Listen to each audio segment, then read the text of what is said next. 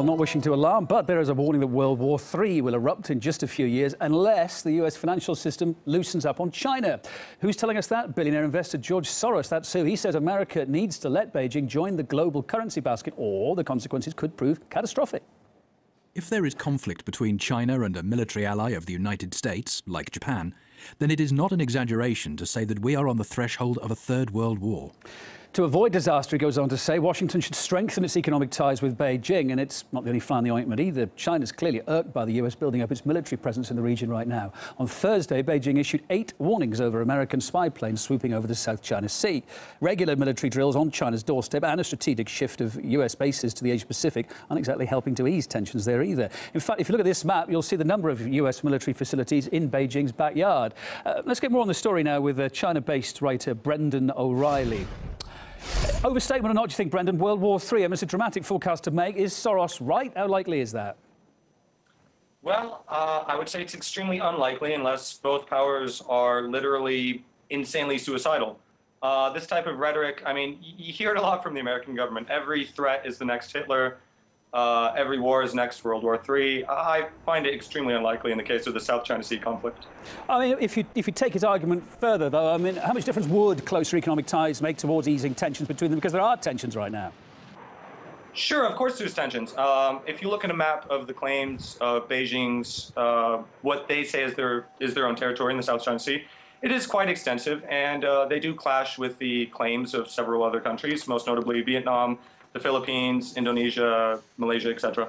But it's not like this is a new conflict. China's laid claim to this vast swath of ocean since at least the late 1940s.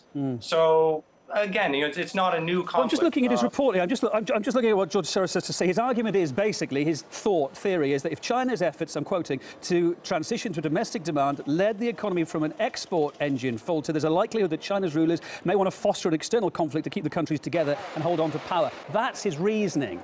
Do you agree? Look, that's not impossible. I mean, if you look at any government, how they maintain their own legitimacy at home, I mean, there's two ways. One is improving the livelihoods of their people, and one is by focusing on an external enemy. I don't think China is unique in that regard.